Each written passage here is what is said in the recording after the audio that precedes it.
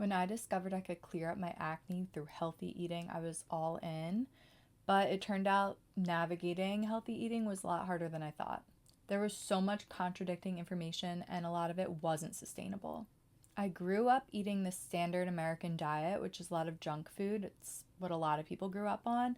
But when I started my health journey, I dove right into the paleo diet, which can be a healing diet, but it was very unsustainable for me. So I would eat paleo and then I would slip and end up binge eating a bunch of junk food. So ultimately, it just wasn't very good for me. While I was paleo, I actually ended up even over restricting even further to the point where I was undernourishing myself and I was overly restrictive.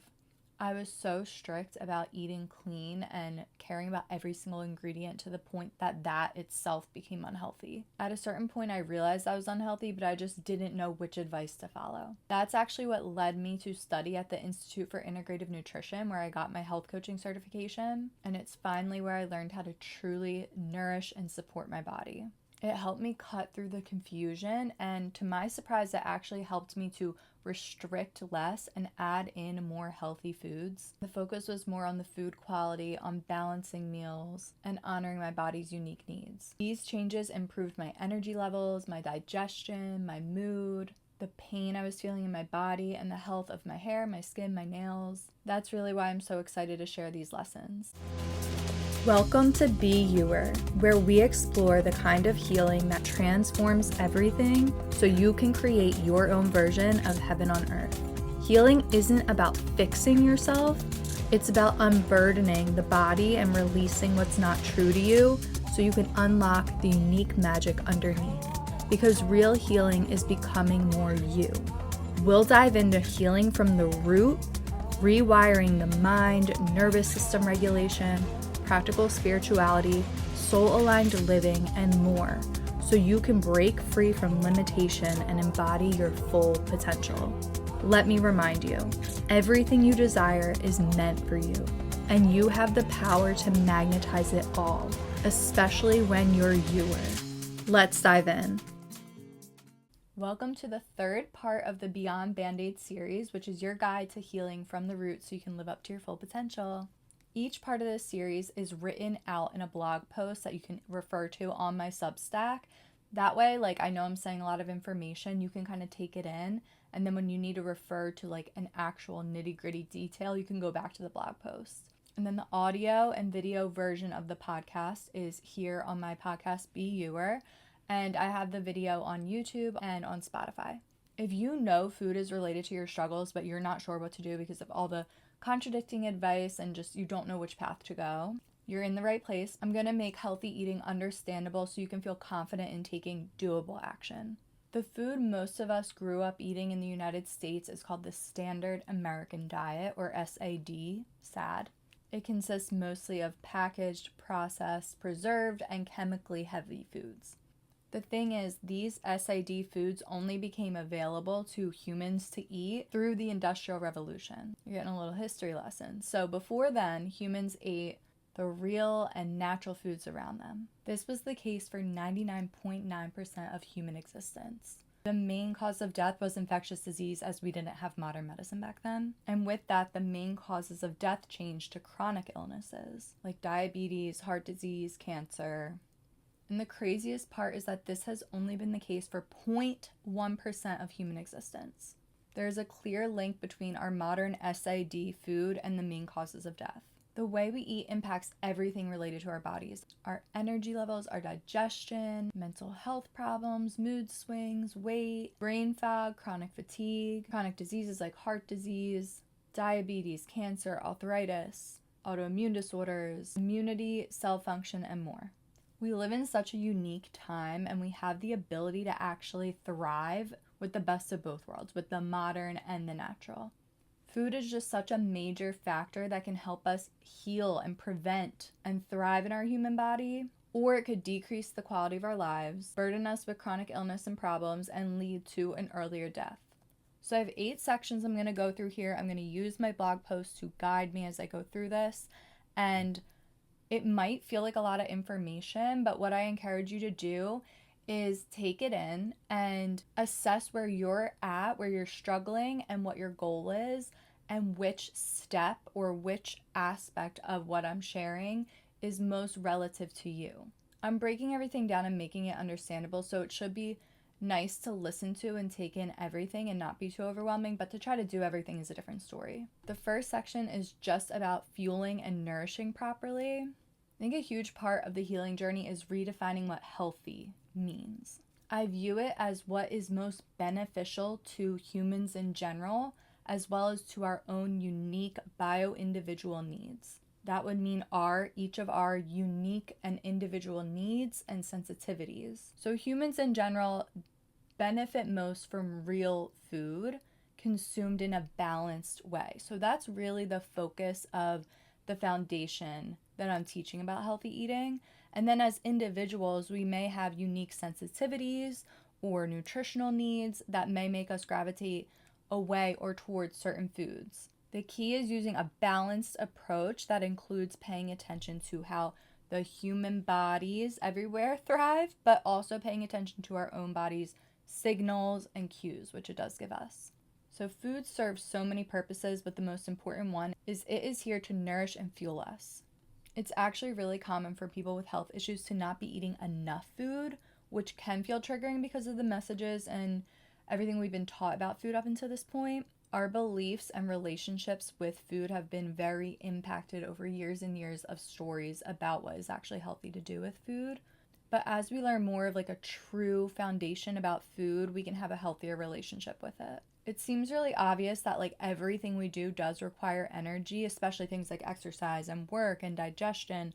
But we actually need a lot of energy for processes like healing and sleep, and also processing emotions and stress and other things like that. You can see this when you're sick. This is when you feel tired, you need a lot more rest when you're sick. This is also true when we're healing our gut, when we're regulating our blood sugar and our hormones, and when our body is trying to properly detox. The body also requires so much energy during sleep because when we're sleeping, it's not just this passive thing. There are so many processes going on in the body, like detox, repair, hormone regulation, processing information in the brain, and more. And emotions, from happiness to sadness, the body needs energy to process that, and it also needs energy to manage stress. So people who are really easily thrown off by stress might simply be lacking that energy needed to manage it properly, which is good news because properly fueling ourselves can make us more resilient to stress. So how do we get energy? The first step is meeting our foundational needs, which we talked about a lot in part 2. So think things like food, water, sleep, sunlight, all of those things give us energy, but also food is such a major component of this, especially because of all of the incorrect messages about food that have really sabotaged our healthy relationships with it. It's even more important when we're healing, when we're dealing with a lot of stress, when we're very overwhelmed, to be eating enough of the right food. So ultimately, this looks like eating real, high-quality food with a balance of protein, fat, and carbohydrates, which we will talk about a little more later. As long as you're eating majority real food, your hunger cues are something to absolutely pay attention to and even kind of get ahead of. But when we eat processed food on its own without eating real food, the body continuously signals to eat more food because of the lack of nutritional content. And I'm just going to get ahead of this preconceived idea that eating enough is going to negatively impact weight. It's actually really important for healthy weight to be eating enough food because healthy weight is not just about calories.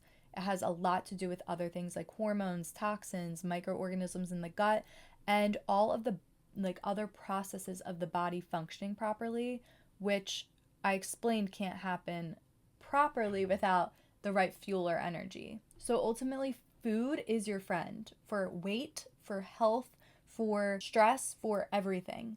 So food is your friend, especially when it's high quality food and balanced. Okay, let's talk about diets. Today, someone can say they eat a healthy diet and it can mean all kinds of different things because all of our perceptions of what healthy food means are influenced by what we've been taught or what we experienced, and it's all over the map. Dieting, like fad diets and calorie restriction, has been proven to not work long term, and it can contribute to weight gain in the long run. And this can happen for a few reasons. So this is interesting. So first, metabolic adaptation.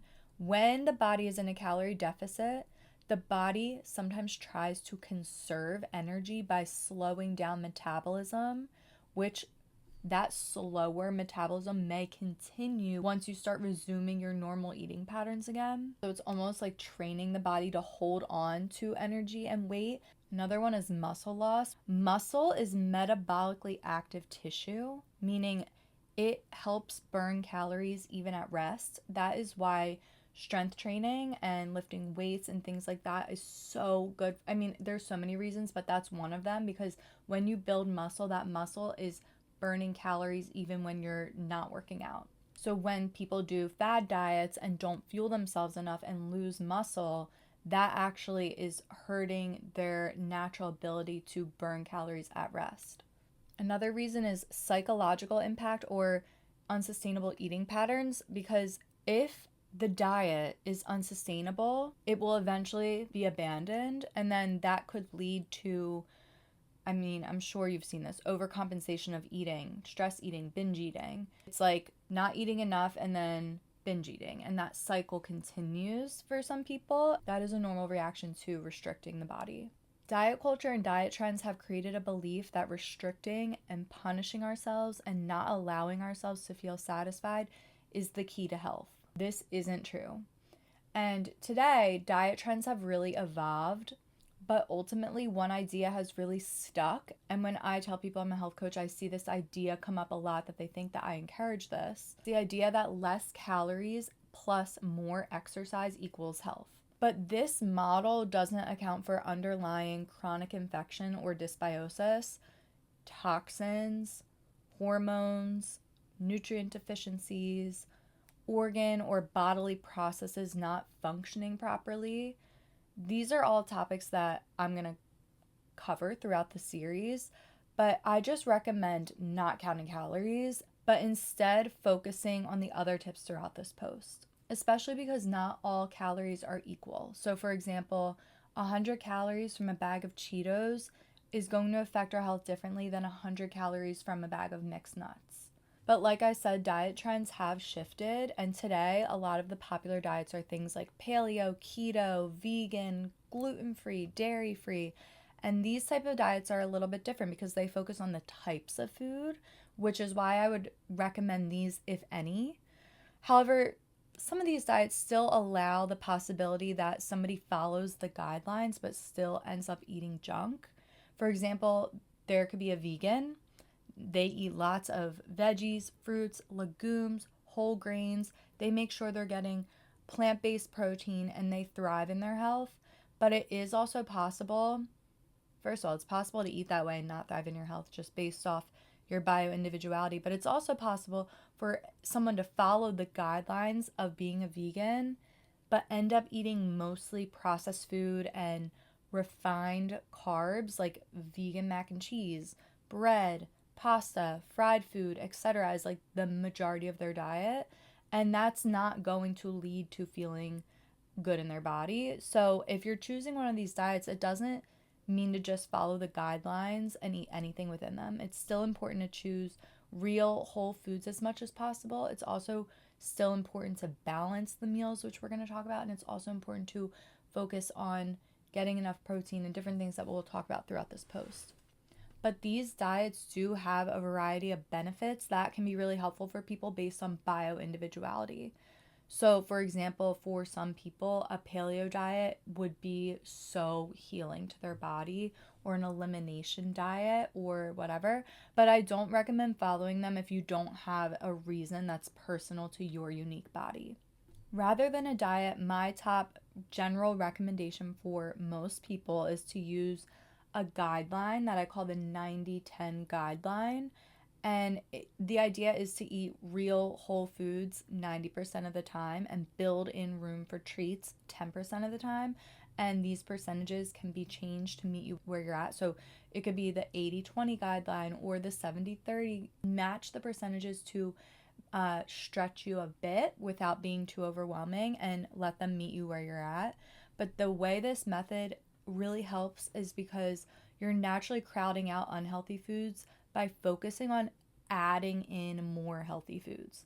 So the focus isn't on what we're taking away, it's on what we're adding, and that will naturally crowd out the unhealthy. But when we allow ourselves to have treats without guilt in a really balanced way, it's less of like a problem and a pressure in our mind, and we don't go crazy and like overindulge. We also get to enjoy, and we do get to indulge a little bit. The goal really is not to be 100% perfect. It is to nourish your body in a way that makes you feel really good while being sustainable. Okay, the next topic we're going to talk about is intuitive eating. So, intuitive eating is an approach to eating that is tuning into your body's internal cues and honoring your hunger and fullness and having a positive relationship with food and the body. So, it honors the body's like innate wisdom to guide us to making nourishing food choices, and this is possible for everyone. We're mammals that have natural awareness about what we want and what we need. However, most of us don't practice using this instinct, obviously. So we can sharpen this instinct, but this is an end goal. This is not where you start if you're just starting out. In the meantime, the first focus should definitely be like getting comfortable with just the simple things like buying and cooking, preparing and eating healthier foods, and like getting to know those different flavors and feelings that you feel when you eat the healthier foods. As your body learns them, it's going to learn how it's benefited from each in a way that like your body will crave certain things when it needs it, and it will take a lot less thought and more intuition and more just kind of knowing. But at the beginning of the process of eating healthier, it's really helpful to just start out with some more structure, like recipes, possibly meal planning or prepping, or forming clear action steps around healthy eating. And that way you eventually are able to walk into your kitchen and easily know what your body desires, what would be most supportive, and it's not as much of like newness happening and overwhelm happening. It's more of a thing that your body's used to. So intuitive eating is a great long-term approach to healthy eating because nobody wants to follow plans and diets for their whole life. As we eat healthier, we naturally begin to appreciate the flavors and tastes and nutrients of these healthier foods. These real foods were designed for us, and our bodies actually crave these things when we shift how we eat. Intuitive eating also is not the best step for someone who's used to an SAD diet because our taste buds and bodies literally become hijacked by the food industry. The standard American diet is full of hyper palatable foods. So think things like chips, candy, fast food, processed snacks. These things typically have the right amount of sugar, salt, and fat combined in a certain way that releases dopamine, which is the pleasure hormone. And it makes it really hard to resist even if you're not hungry. It's like when you see something on a commercial or something and then all of a sudden you need to have it. Eating these foods trains the body to crave more hyperpalatable foods, and the taste buds become used to this, which can make natural food and natural flavors of things like fruit and vegetables taste really dull or even gross. And for some people, when they remove these hyperpalatable foods and even just like a lot of sugar, it's possible to actually experience a type of withdrawal or have extreme cravings around it. But once you move through that withdrawal period, it's usually about 2 to 3 weeks. It creates, like I've gone through it actually, it creates this extreme relief of certain symptoms. Like for me, like so much relief from any type of paranoia or anxiety or overthinking. It really impacted my brain. And you'll find it easy to eat healthier foods instead. So that's just to illustrate how much the modern world's SAD foods can hijack our taste buds and our bodies to make us crave those hyperpalatable foods and make it harder to eat healthier foods. But if we do stick to it, it becomes so much easier. With all of this in mind, you can see how intuitive eating might be a difficult first step for somebody who's eating SAD and is just beginning to incorporate more real food. So intuitive eating is really an end goal, but you may want to begin with more structure and utilizing the tips in this post with intuitive eating in mind as the end result. I ate the SAD way for like 21 years of my life. And then when I started my health journey, things changed. And like, I used structure at the beginning. I used meal plans and recipes and meal prepping and things like that. And eventually I was able to ease out of that and do a lot more intuitive eating. And when I have busy periods of my life is when I'll add a little more structure in, whether that be meal prepping or making some type of plan for myself. But ultimately, everybody can get to a place where they're intuitive eating. And like I said, we want to start with baby steps and make that just the end goal. It won't always be such a focus and something that's taking a lot of our thought. Okay, the next section is balancing meals. I did touch on a little bit of this in part 2. This tip is so perfect for beginners. And this gives you a variety of nutrients and it keeps the blood sugar more steady, which I always thought it didn't really matter, but it's actually important for everyone.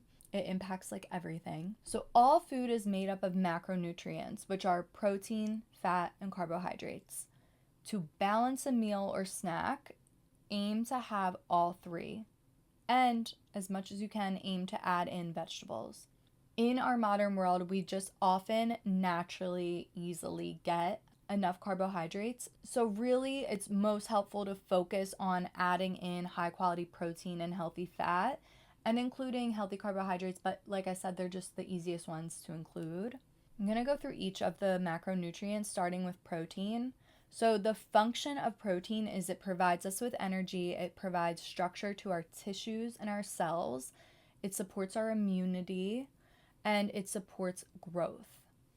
So high quality protein are things like meat, poultry, fish, seafood, eggs, legumes, which are beans, lentils, chickpeas, peas, nuts, things like almonds, walnuts, cashews, seeds, things like hemp, chia, and flax, organic whole soy, things like edamame, tofu, tempeh, miso, and then some other little things that have protein are nutritional yeast, spirulina, quinoa. So proteins are what you may have heard of, the building blocks of life.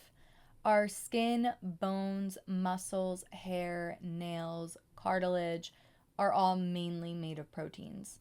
And most enzymes and hormones in our bodies are proteins. When protein is consumed, our body breaks it down into amino acids in the digestive tract to be transported to the cells throughout the body to perform different functions. So my suggestion is to aim for at least 30 grams of protein with breakfast and at least 80 grams of protein throughout the day. I even would go towards more like 100.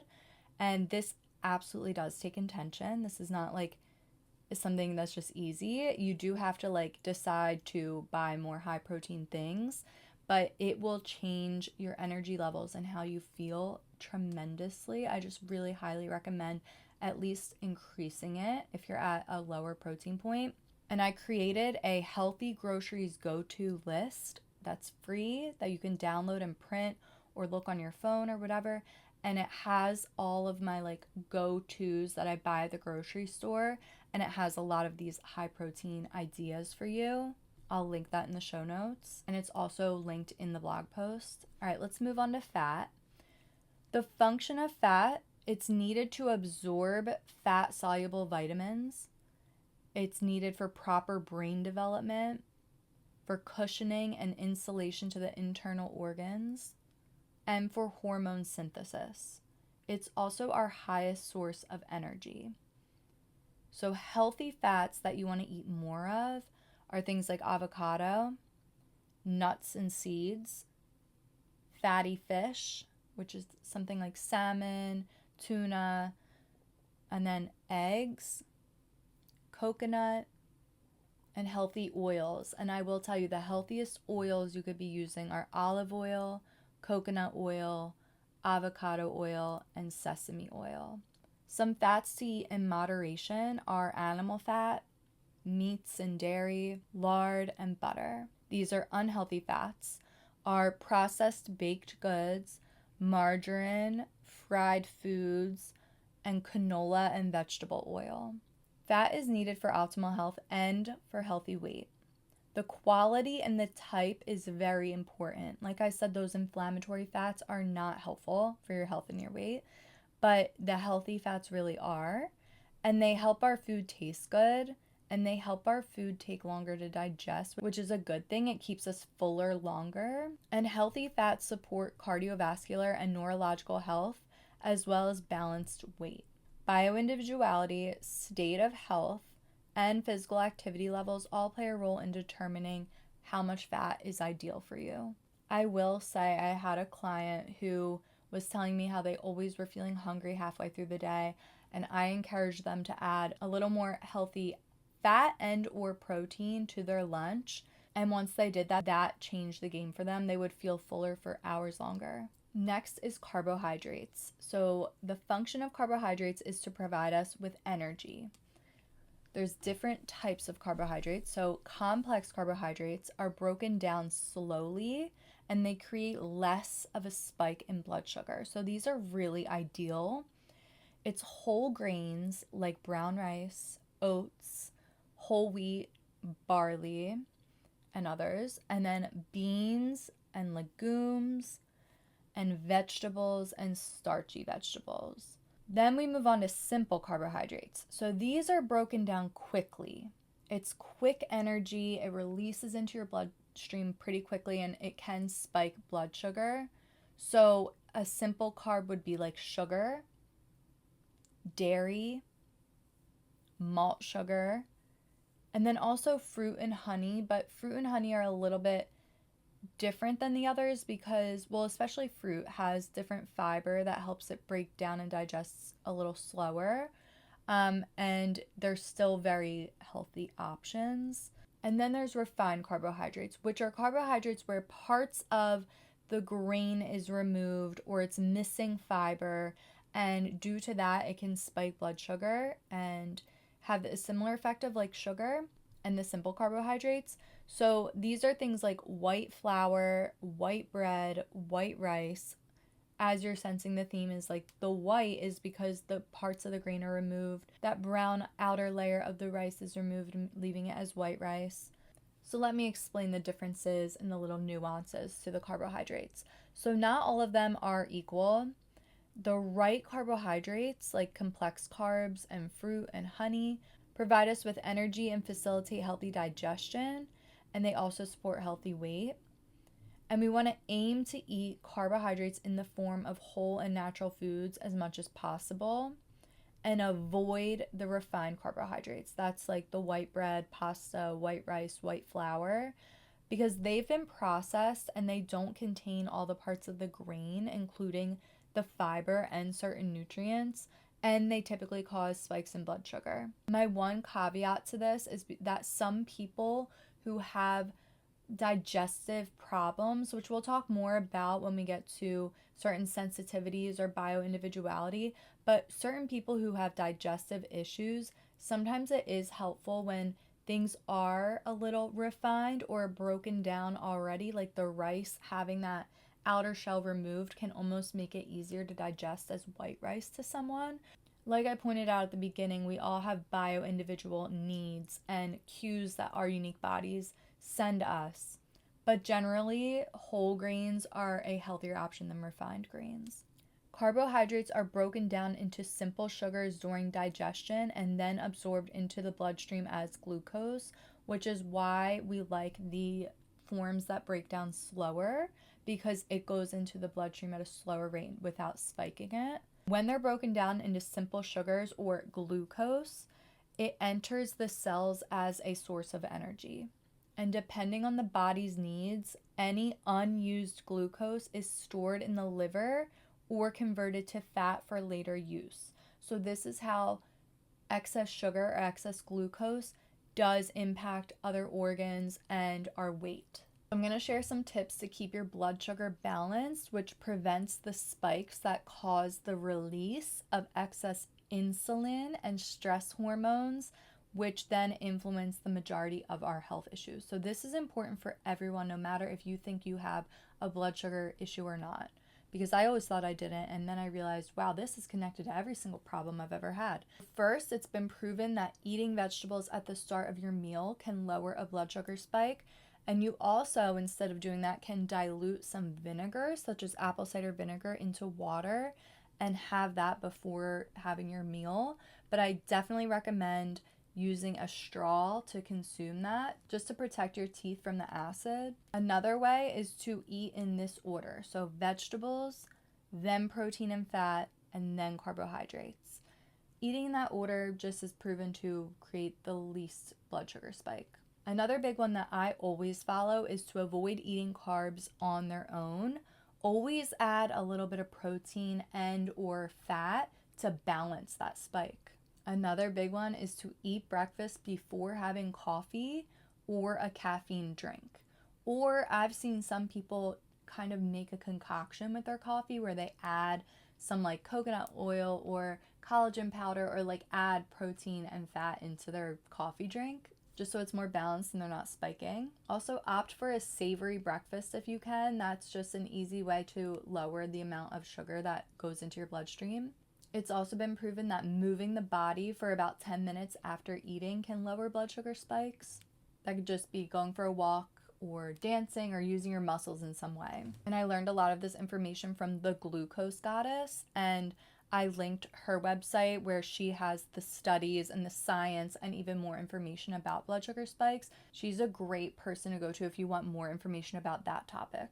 Next, I'm going to talk about what to look for. So obviously we want to eat real whole foods that are grown in the best conditions as possible, but also realistically, we also want some packaged and prepared foods that are created with the most real ingredients as possible. We're looking for the foods that our body was designed to break down and absorb the nutrients and get rid of the rest as waste. Synthetic foods don't digest this way and they can wreak havoc on the body's systems and messaging systems. Real foods are the things that grow from the earth, come from an animal, or come from the ocean or plant sources. So things like vegetables, fruit, nuts, seeds, meat, fish, eggs, legumes, and whole grains. There are so many foods that come from just these categories. It can be overwhelming to transition to eating real food, but you don't need to change everything overnight.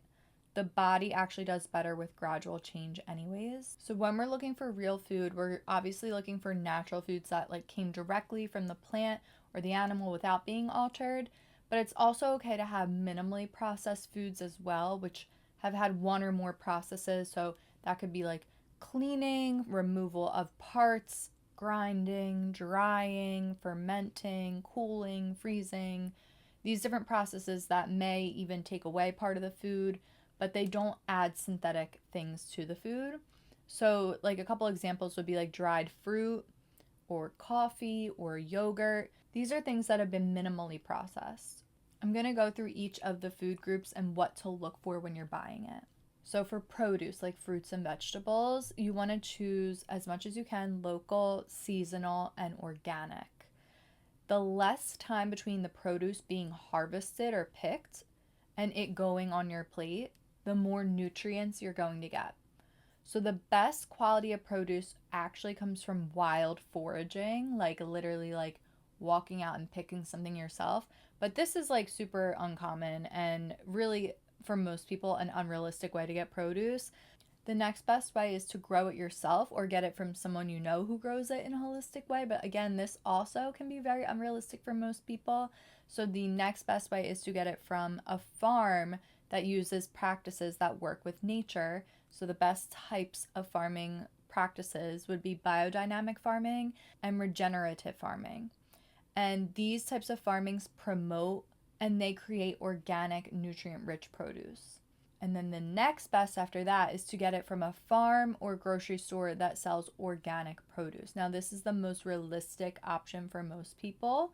And then the next after that would be to get conventional produce, which is not organic. The difference is that conventional produce can be grown with methods that use spraying of pesticides and herbicides and different chemicals that help the farming practice to like avoid pests and avoid different issues that come up when it comes to growing produce, and it kind of helps them efficiently grow a lot of produce and get it out there to sell.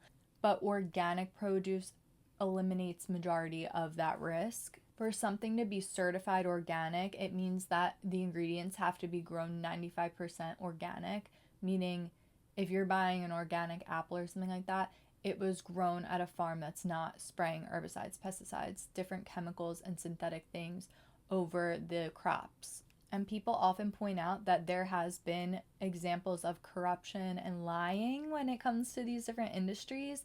That's why I recommend, as much as you can, going to a farmer's market or finding a farm that you trust. My dream is to just grow my own stuff, but we're not there yet. So I personally buy organic produce from the grocery store or go to the farmer's market when I can. Okay, let's move on to proteins. So meat, seafood, dairy, legumes, and soy.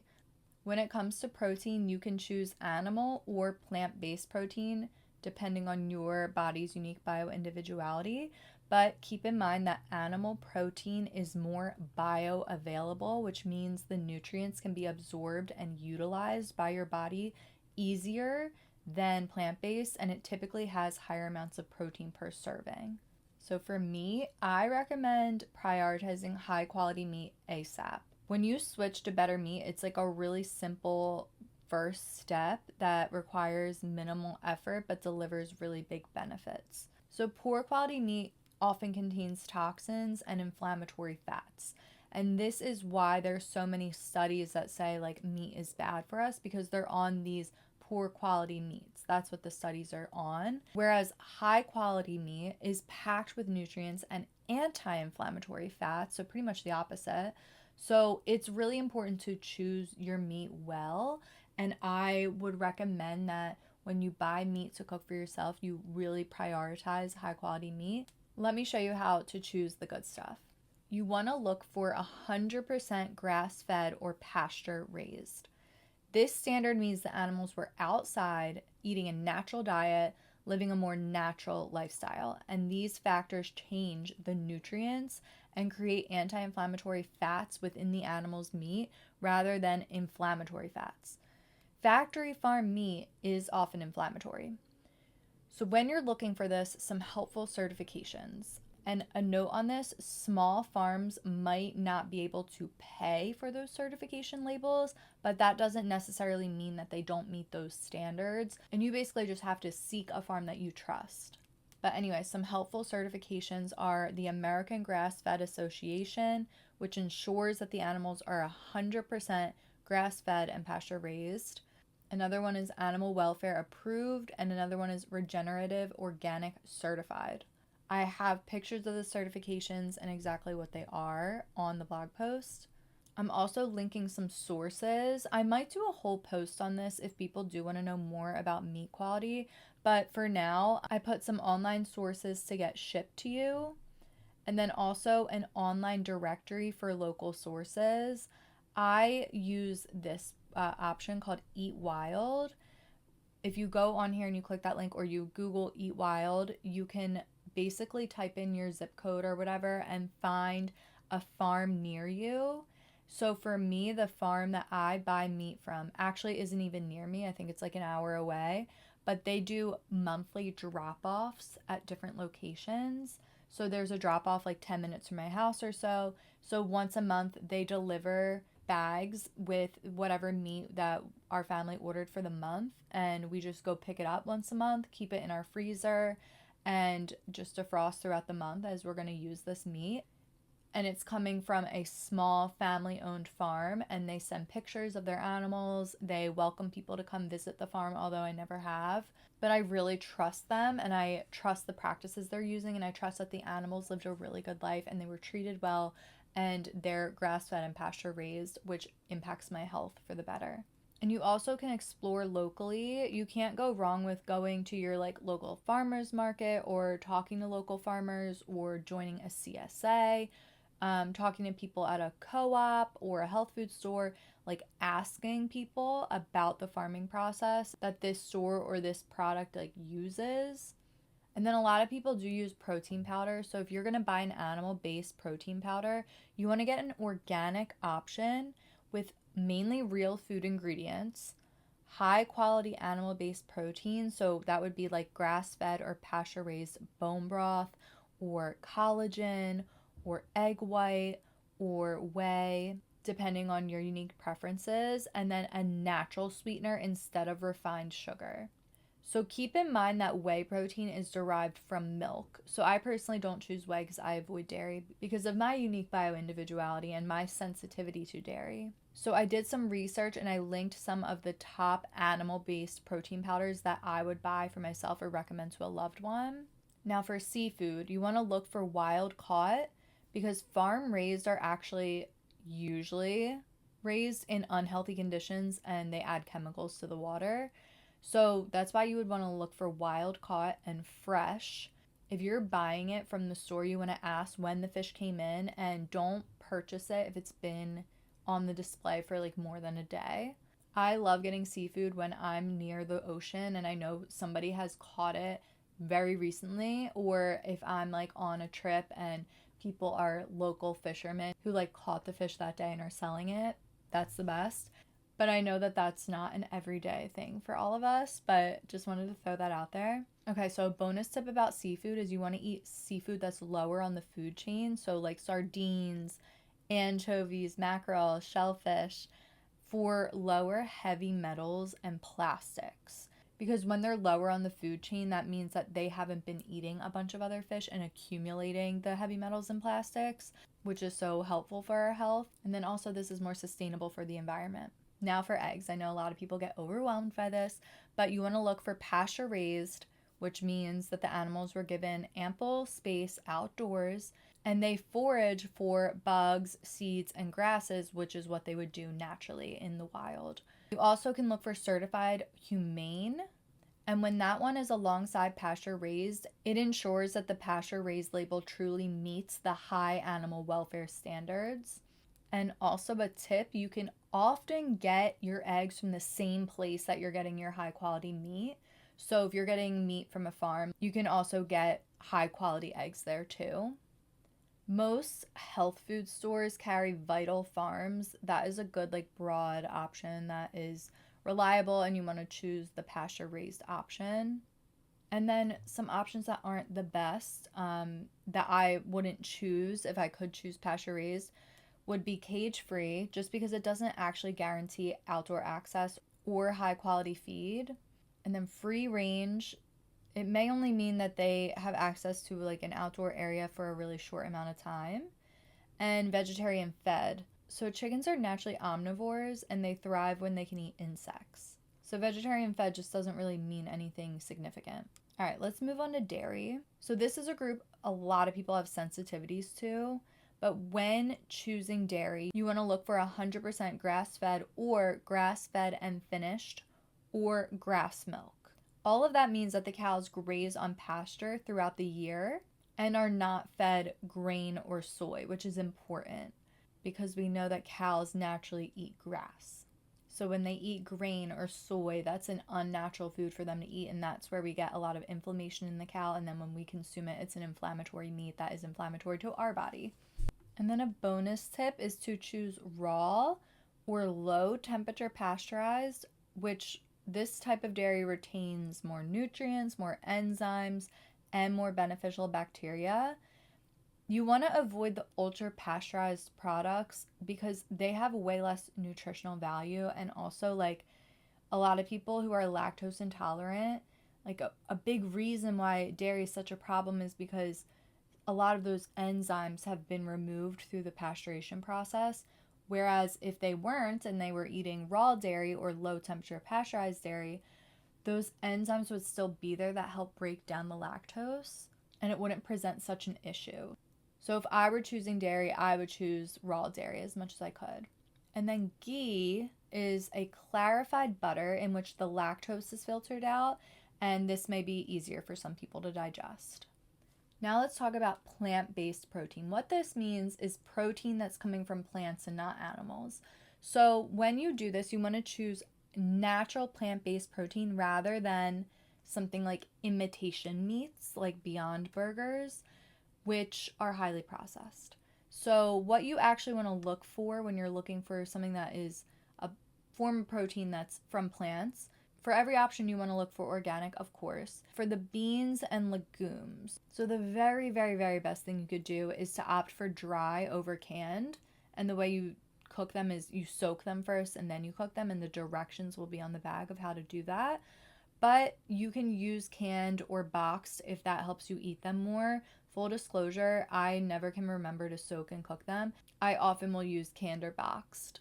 Whole organic soy products are another really good option, like edamame, tofu, tempeh, and miso. You just want to make sure, especially that these are organic and that they are not ultra processed forms of soy, because that has a completely different effect on the body. And then nuts and seeds. For the absolute best, healthiest option, you want to opt for sprouted. That just means that they have been almost broken down a little bit to be easier to digest. Quinoa is another one where sprouted makes it the easiest to digest. And then when it comes to plant-based protein powders, you want to choose an organic option that has mainly real food ingredients, of course, and then some sort of plant-based protein like pea, hemp, brown rice, pumpkin seed protein, something like that. And again, a natural sweetener instead of refined sugar. So, Dr. Christian Gonzalez reviews plant-based protein powders for quality and also heavy metal content, which is a common issue in a lot of the leading brands. So, I linked his 2024 review podcast episode, and I also linked the top brands according to him. The protein powder I use for the most part is actually a meal replacement plant-based protein powder. It's called Kachava. So I have that linked here in the blog post, and I have been using it for years. My family's been using it, and the reason it's a little bit different is it has a lot more ingredients because it's a whole meal replacement rather than just a protein powder. Okay, next, when you're looking for fats and oils, of course, again, you always want to look for organic. So for oils, you want to look for cold pressed and unrefined. You want to avoid hydrogenated and bleached oils or anything that's been really processed and heated and changed. When you do cold pressed and unrefined, that is just leaving it kind of as it is and doing things the most natural way. And the healthiest oils to use if you're cooking at a high heat are coconut oil, avocado oil, and then this is something you can use. It's not the best, but grapeseed oil. And then healthy fats and oils to use for low heat and cooking or just like on a salad or something is olive oil, sesame oil, and almond oil. When you're looking for whole grains, it's really helpful to look for sprouted, again, for easier digestion. And if you're gluten-free, there are whole grains that don't have gluten, like quinoa, rice, oats, millet, amaranth, buckwheat. There's all types. But then there's gluten-containing grains like wheat, bulgur, spelt, cracked wheat, wheat berries, etc. And for a full list of all the ingredients I keep in my kitchen, again, that free healthy grocery go-to guide also has a list of everything I keep stocked in my kitchen. Now let's move on to what to avoid. So as I've said, SAD foods are linked to the leading causes of death and our modern day health burdens. And our bodies are part of nature and designed to digest and assimilate the nutrients of real food from nature. They're not designed to handle most of the SAD foods. Yet these are the foods that are the ones that are cheap and readily available. And this is because the government subsidizes or provides funds to these industries that create these unnatural foods and their ingredients. So, for example, GMO soy and corn crops, which are processed and used for high fructose corn syrup and soy lecithin, are literally receiving government subsidies. Big food brands make the greatest profit when they use the cheapest ingredients, so most big food brands do just that. And we're actually in 2025 seeing some changes being made through the government. So that's a step in the right direction, but we still do need to be cautious of these things. Throughout the years now, it has actually been gradually improving over time because of like public pressure and people voting with their dollar. Even like some of the fast food places or some of the big brands removed certain like food dyes from their food or made their ingredients to match a little more of Europe's because there was like huge public pressure on them. But then after a couple years, they went back to the unhealthy ingredients. So that's why we have to kind of like be aware of these things. And more than ever, there are conscious, smaller, or just more intentional brands that are making healthier options in a more conscious way with more real ingredients, less synthetic chemicals. And it's honestly a blessing that they exist, because when I started my health journey, there was like way less. So ever since I've discovered a lot of these, they've made my life a lot easier. So what to avoid? Processed foods. These are foods that have been manufactured by industry with the use of substances added to natural or minimally processed foods that preserve or make them taste better. So if you think about it, it's like packaged snacks, cookies, ice cream, soda, instant soups, pre-prepared meals, bacon, cured meats, things like that. These are processed foods, and there's something to avoid. There's something to include in that 10% category. I will say that you don't have to be perfect. You don't have to cut them out forever. There's something to lessen. Okay, so the top 6 ingredients to avoid. Again, these are going to be things that kind of go into that 10% category where you can indulge in them sometimes, especially when they're like in an ingredient list of something you really love, and you know it's at the end of the list, you know it's only a little bit of it, and it's just treated as a treat. It's just not treated as your main diet. So you don't have to be perfect here. It's about lessening how much you're taking these things in and your body's being exposed to them and needing to process them.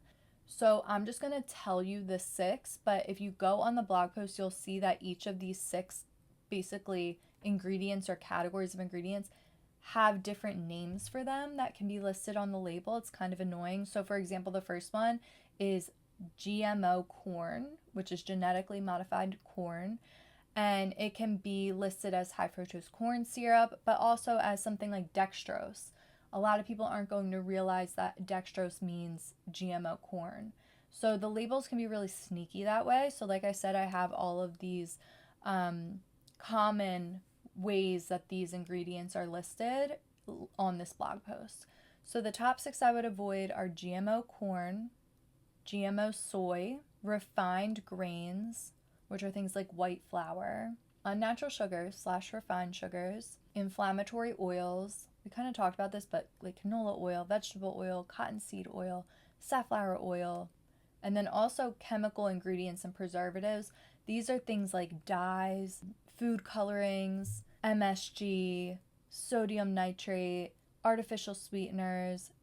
All of these are synthetic chemicals that are not natural to the body. Okay, the next section is about decoding labels. So like when you're picking up an item and you're like, is this good for me or not? And you're not sure. I'm going to tell you exactly what I would do and make it very simple. So the most important things to look at are first the ingredient list. This is how we can see what the quality of the food is. When you read the ingredient list, you're going to look for obviously real food ingredients. So for example, if there are 4 grams of sugar, the ingredients are going to tell you where it's coming from. One product might have 4 grams of sugar that's coming from blueberries, and another product might have 4 grams of sugar that's coming from high fructose corn syrup. So the quality of the source of that sugar matters greatly, and each of those things affect the body very differently. I'm not as much worried about the 4 grams of sugar as I am the ingredients. What is the sugar coming from? It's similar to calories. Like an 100-calorie apple affects the body differently than a 100-calorie processed cookie. Next, you're going to look at the certification labels, and the top ones I look for are organic and non-GMO. So certified organic means the food is grown without synthetic chemicals, pesticides, or GMOs, and the animals are raised without hormones, antibiotics, and with access to pasture. And non-GMO means the food does not contain genetically modified organisms, but it does not guarantee that the food is grown without chemicals or other non-organic processes. So certified organic is like best, but non-GMO is also helpful because genetically modified organisms have also been proven to be problematic to our gut lining and our body. I also like to look at the protein content just because I've learned how important protein is to feel good. I try to eat things that are higher in protein if I can. So it's just helpful to look at the protein, and then also you can look at the fat and carb content too and see how much of a balanced snack that food would be. If you focus on those things, that is so helpful because so many of these companies use what's called greenwashing, where they market themselves as cleaner than they really are, and they use words like heart healthy because they can put that on there and it doesn't actually mean anything. It's just part of their marketing. So I put some examples of healthy swaps of some foods or snacks that you might love based on the ingredients. So one of the examples, for instance, is Pringles. If you love to eat those, they do have processed corn and some inflammatory oils. There is another company that makes a similar alternative called the Good Crisp, and their ingredients don't use inflammatory oils and there's no corn. The ingredient list is short, simple, and clean. Okay, the last section is about bioindividuality and food sensitivity. Bioindividuality means that each of us are different in our bodies and our unique needs. So one person's medicine can be another person's poison. For example, eggs, that can be so supportive to most people, but it can cause an allergic reaction to someone else. So some people thrive from a lot of fruits and raw foods, while some people will feel best from cooked foods. Some people do really well with meat, while others do really well with plant-based protein. So you might notice that certain foods make you feel better than others, and that's normal. The first part of this post was all about what's kind of generally helpful for most people. This is the part where we're starting to look at what is best for your unique body after building that foundation. So like I said, everyone will benefit from more real food and less synthetic food, but we can feel even better when we get clear on what's best for our unique bodies. So the goal of this is to figure out which foods feel best for you, and this can change throughout your life. So understanding this concept is just really helpful for life. Often, people will discover that a food that they've been taught is healthy is actually creating negative symptoms for them. For example, I used to experience really bad skin issues when I ate tomatoes, which is like a seemingly healthy food. So this is an example of a food sensitivity, which is different from a food allergy. Food allergies trigger immediate and severe immune responses, while sensitivities often result in more subtle or delayed reactions, something like digestive discomfort, skin issues, or fatigue, and it can appear hours or even days after eating the food. So recognizing and addressing these sensitivities is an important part of eating for your unique needs. Usually we experience food sensitivities because of issues with digestion and gut health, which is the topic of the next post. The best way to learn about your own bioindividuality with food is to become a gentle observer. Many people are not used to paying attention to what they eat and its relation to how they feel. So it actually may take some time and intention to begin to observe and even notice. If that's you, a great way to do this is to keep a simple food diary for just a period of time and just write down what you eat and write down any symptoms you notice. Or start tracking symptoms and write down foods that you suspect could be triggering it and look for patterns. So everyone is different, and the best way to know what makes your body thrive is to pay attention to what you eat and how you feel. And a side note, I really don't recommend using food diaries forever, especially if they contribute to any type of unhealthy relationship with food. And you can get clear on your own food sensitivities by using a food diary and tracking what you eat and the symptoms you notice, or by completing an elimination diet. So this consists of removing the top irritants like gluten, dairy, soy, corn, and eggs for about 3 weeks to a month, or do it until symptoms stop, and then you systematically reintroduce food groups to try to figure out which are triggering the symptoms.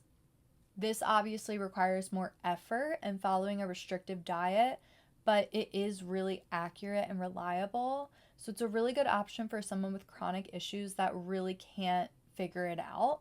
And I created an elimination diet meal plan and guide for my clients. I think I'm going to put that up as something that can be purchased, and I'll put a discount code so that anybody who's finding out about that from this episode or from this post can save 20% off on that. So I will put the link to that in the blog post and in the show notes here. If you're someone who wants to do an elimination diet, it will have a month of weekly meal plans, like a calendar with ideas for breakfast, lunch, and dinner with a weekly shopping list and then all the recipes. And once you have that clarity, it's just so much easier for you to move forward confidently and be able to choose foods without being like, oh my God, is this going to cause a problem? Just gives you so much more clarity. And then when you eat for your unique bio-individuality and avoid any food sensitivities, it really gives your body the chance to heal itself. And that's everything. I know this was packed with a lot of details to help you make healthy decisions, but it's ultimately pretty simple and doable if you break it down to like what is best for you. My final advice to you is to remember that gradual change is actually easier on the body. So do not try to change everything overnight or implement everything I've taught. Choose one small action step to begin with, and remember that the small action steps are actually what create massive change. And if you can't get behind that, remind yourself that one small action step sometimes leads to lots of other actions. So refer back to this. You can go back to the blog post as much as you need to, and stay tuned for part 4, which will be a gut health and detox crash course. Thank you for listening. The best way to say thank you is by subscribing and leaving a review. If you enjoyed this episode, share it with someone you love or post it on social media and tag me at KristenRoseXO. You can find all my free resources and current offers at KristenRoseXO.com. That's Kristen with an E. Everything is linked for you in the show notes. Have a beautiful day, and I'll talk to you soon.